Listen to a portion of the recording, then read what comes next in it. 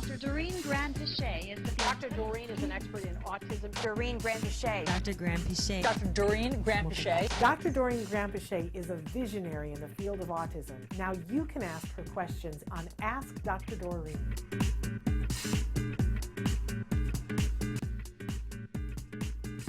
So let's start with a question. My 9-year-old has auditory processing disorder and sensitive hearing. He has noise-canceling headphones at school, but refuses to wear them. Parts of his school day are very loud since they do all subjects, including performance arts, in the same room. And a lot of times those rooms are echoey caverns, right? I encourage him, and so does his teacher, but he still refuses to wear those noise-canceling headphones. Some of his classmates use them too, but he still won't put them on. How can we get him to wear them? And thank you so much for all your ideas. Sure, and that's it's common, Shannon. You and I have talked about how we always try to do things when they're happening. We try to teach our kids new behaviors in the environment, in the real world, and when they're happening, and that's usually why we don't succeed. This, like anything else, kind of needs to have its own time and attention. And it's an easy one, so don't worry, it's going to be easy to change this behavior. You just need to do it as an exercise, not when, and not only try to fix it when it's actually happening. So the way that you do this is like any other behavior that you want to change, you just shape the behavior. So at home, when you have time and there's nothing else going on, you will start by putting or giving him, depending on his abilities, you will give him the headphones or put the headphones on him for 10 seconds.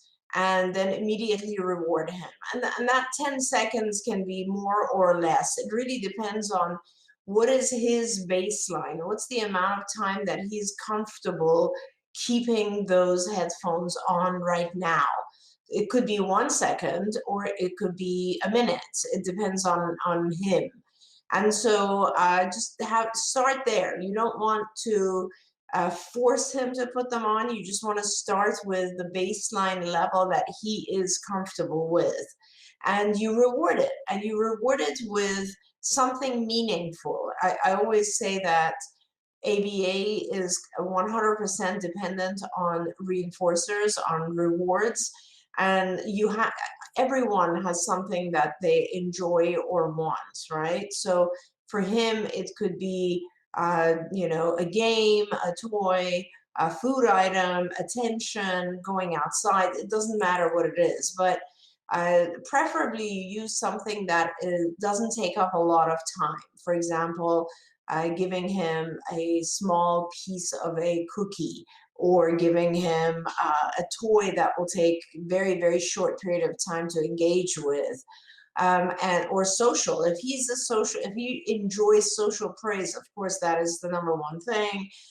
Praise him, give him a lot of reward. And then you very gradually increase that time frame. So let's say you're at 15 seconds.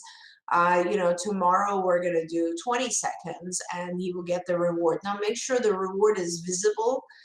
Sometimes it helps our kids to see the reward. On the other hand, with some kids, if they see the reward, they get distracted and they want to go for it.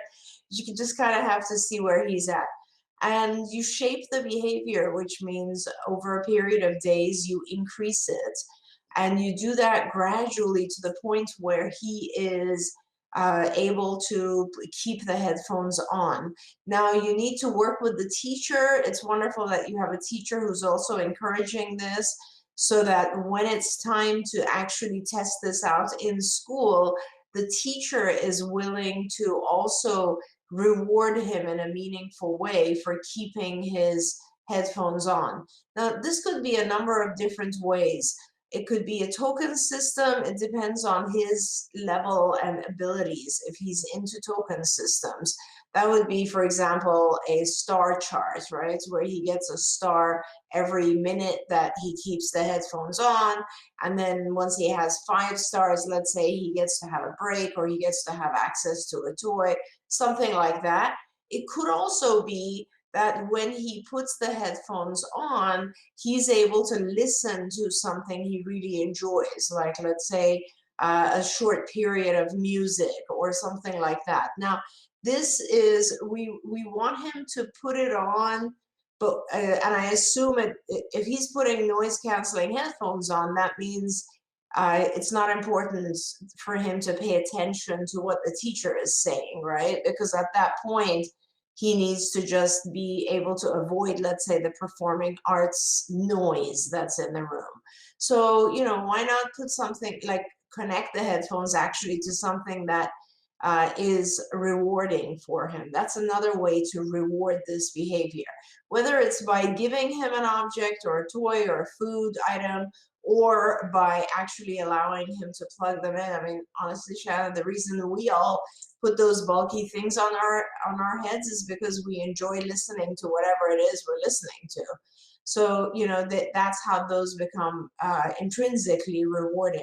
But over time, you'll get to a point where putting them on and experiencing silence will be rewarding, because it will have you will have shaped the behavior.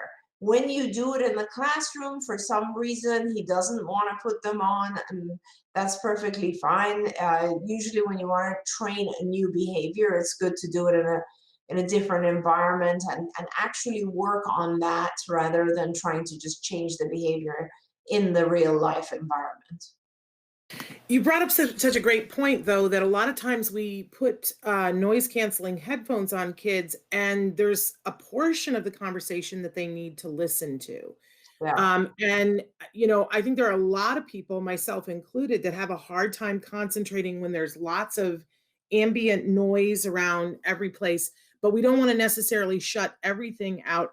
I will say that one of the things that I've seen in my son's school is, and we actually got some for when we go out and speak and we want translation. There are these wonderful things that are headphone pieces that go to a microphone that the speaker has. So you could have, they're very affordable. Churches have them, speakers have them. So the teacher can be wearing a microphone piece. They do this for folks that are hard of hearing as well.